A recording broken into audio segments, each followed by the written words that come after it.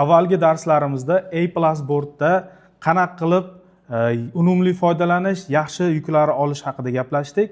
Undan tashqari zo'r yuk chiqadigan bo'lsa, uni o'tkazib yubormaslik uchun xavfsiz double click fastbookni ishlatish, uni qanaqa qilib yoqish, o'chirish haqida gaplashdik. Endi bugun undan ham qiziq mavzu, biza post track funksiyasidan qanday qilib qimmatroq yuklarni olish, o'sha yuk ketayotgan joyda qanaqa yuklar chiqayotganini ko'rish, undan tashqari screenshot va analitika, o'sha bozori analitikasi haqida gaplashamiz.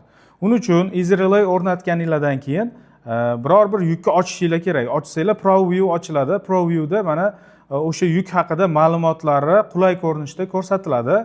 Undan tashqari bu yoqda tagida e'tibor bersanglar post track, backhaul, screenshot, analytics degan knopkalar bor. Hozir shularni nima uchun kerak, bulardan to'g'ri foydalanish qanaqa bo'lishi haqida gaplashamiz. Osonidan boshlasak, bu screenshot funksiyasi. Screenshot funksiyasi hamma biladi nimaligini. Bilmaganlar uchun qisqacha screenshot bu misol uchun driveringiz bilan telefonda turibsiz, yukni qanaqaligini gruppasiga Telegramga tez jo'natmoqchi bo'lsangiz, screenshotni bosasiz, copy degan yozuv chiqishi kerak. Shuni chiqqanidan keyin gruppasiga tashlaysiz. Bu juda ham vaqti tez bo'ladi. O'sha boshqatdan screenshotni olib yoki o'sha qirqib tashlaganingizcha vaqt ketadi. Vaqtdan tejash uchun screenshotdan foydalanamiz.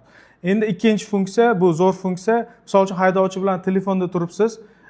Misol mana bu yuk Kentakkiga ketyapti-da, driver so'rab qolishi mumkin. Kentakkidan borishimga qanaqa yuklar bor ekan ertagaga, bitta ko'rib bering deyishi mumkin. Siz boshqatdan loadboardni boshdan ochib, uni o'sha Kentakkiga terib, vaqtni ketkazgandan ko'ra, shu backhaulni bitta bossangiz, o'sha Kentakkidan mana o'sha borish vaqtiga yuklarni ko'rsatib beradi. Mana aka qaytishingizga 2:41 dan hozir yuklar bor ekan, lekin borgunizcha yana narxi oshadi. Men qarab turaman.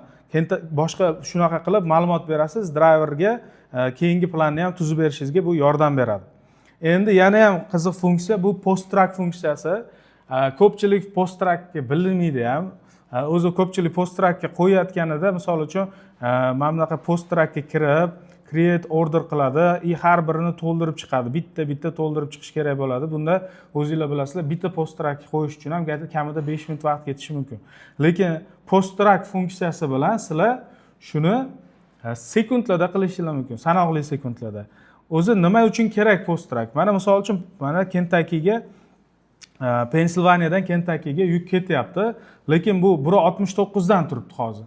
Shu qimmatroq bo'lsa olaman. Masalan, driver aytayapti 180 dan bo'lsa olaman deyotgan bo'lsa, shunda sizlar post trackga bosasizlarda, bu yoqda mana o'zi tayyor qo'yib beradi. Buni boshqatdan mana bu kirib power only, solo locationlarni kiritib bitta terib chiqishingiz shart emas. Hammasini o'zi terib beradi. Xohlasanglar sizlar buni o'zgartirsanglar ham bo'ladi. Mana radiuslarini, bundan tashqari bu yoqda sizlar nima narxlarni ham o'zgartirsanglar bo'ladi. O'zi ozgina qimmatroq qilib ko'rsatadi. Mana e'tibor bergan bo'lsanglar, 169 bo'lsa 186 qilib ko'rsatyapti. Shtobi tayyor, tezroq bo'lish uchun. Lekin siz undan ham ko'proq qilmoqchisiz. Mana misol uchun test qilish uchun menga $10 dan bo'lsin, narxi 14 ming bo'lganda olsin deb qilamiz. Nimaga? Bu test. Hozir olib qo'ymaslik uchun. Lekin sizlar 180 dan o'sha kerakli narxini hisoblab 1400 bo'lsa misol uchun deb qo'ysanglar ham bo'ladi. Bu yoqda tushuntirishim kerak, stem time. Post trackdagi stem time ko'pchilik tushunishmaydi. Bu stem time nimaga kerak? Stem time bu hozir track is ready. Lekin mana bu yuk 64 mil uzoqda. 64 mil uzoqda bo'lsa, bu degani где-то 1,5 soat vaqt ketadi, 2 soat vaqt ketadi degani. Ya'ni trackga pitya qil, yurg'iz, misol uchun driver uxlab qolgan bo'lishi mumkin yoki boshqa ish bilan telefonni olmasligi mumkin. Zapasi bilan 2 soat vaqt ketadi. Shunda nima qilish kerak? Stem time'ni 2 soat qo'yish kerak. Bu nima degani? Hozir aynan mana soat 5 bo'lsa, mana shu yuk pick-up'i 7 da bo'lsa, hozir 5 am, 7 am bo'ladigan bo'lsa, bu yukni oladi. Lekin 6:55, 6:30 bo'ladigan bo'lsa olmaydi. Nega? Chunki ulgurmaydi driveringiz. Boyaga 64 mil detxed bor. Deylik, bu yukni siz post track qo'yib qo'ydingiz, ketyapti. Misol uchun 6 da ham olmadi, 7 da ham olmadi. Lekin soat 8 da mana shu yuk sizni xohlagan narxingiz bilan chiqdi. Endi nima qiladi?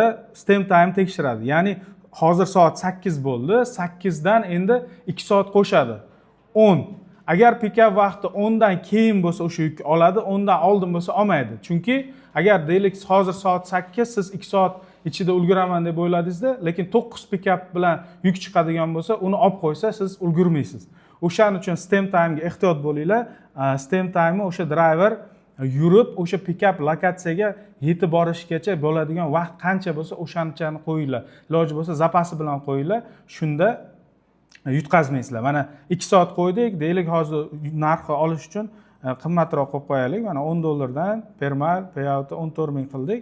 Sinash uchun confirm bossanglar, so'raydi. Are you sure? Yana bir marta xatolikka oldini olishni yes deysizlar, tekshirib turib bitta bosasizlar. Ko'rasizlar mana. Hozir mana bu yoqqa obnovit qilsak chiqadi. Mana, e'tibor bersanglar, Pensilvaniyadan Kentakkiga boyagi yuk sizlar xohlaganingizdaqa mana narxlari ham qo'yildi. Bu sizlarni vaqtinglarni juda ham nima deydi, tejab beradi. Endi lekin hozir yana 1.80 dan qo'yapmiz, driver 1.80 dan rozi bo'ldi. Lekin yuk $2 dan chiqishi ham mumkin. Qanchadan chiqishini qanaqa qilib bilamiz? Misol uchun eng qimmat narxini olmoqchimiz o'sha yukni. Mana shu liniyadagi. Qani bitta ko'raylikchi desanglar, o'shani analitikasi bor. Analyticsga bossanglar, bu yoqda sizlarga o'sha liniyadagi chiqqan yuklarning analitikasini ko'rsatib beradi. Xo'p, mana analitikani bosganimizdan keyin shunaqa oyna ochiladi. Bu nima? Bu oxirgi 2 haftadagi shu yo'nalishdagi yuklarni narxlari bilan chiqarib beradi. Mana misol uchun eng qimmati $3 bo'lgan ekan. Buni zo'r tomoni bor. Sizlarga analitikani zo'r tomonini ko'rsataman. Agar mana misol uchun o'sha narxi ustiga bossanglar, qanaqa yuk chiqqanini ham ko'rsatib beradi. Bu aynan o'sha yuk emas, xuddi shunaqa yo'nalishdagi New Jersey Kentucky 341 dan chiqqan. Bu qachon chiqqan? Mana hozir 25 bo'lsa 14-kun chiqqan. Bu juda ham eski. Buni yangilash mumkin. Misol uchun oxirgi 3 kunni ko'rib ber deyishinglar mumkin. 3 kunni bosadigan bo'lsanglar, mana chiqdi 3 kun, oxirgi 3 kunda qanaqa narxlarda chiqqan. Mana bu yoqda eng baland narx turibdi. Bosamiz. Bu 4 ta stopli 280 dan ekan. Umumiy qaraydigan bo'lsak, bu yuklar Campbellsville, Kentuckyga yuklar bor. Mana shu yerda top 20 ta mana shu yo'nalishda chiqqan yuklarni ko'rsanglar bo'ladi. Mana bu yoqdan o'sha sizlarga to'g'ri keladiganini ko'rsanglar bo'ladi. Mana bu 4 talik. Misol uchun bu 2 talik Indianaga ketgan. Bu Kentucky.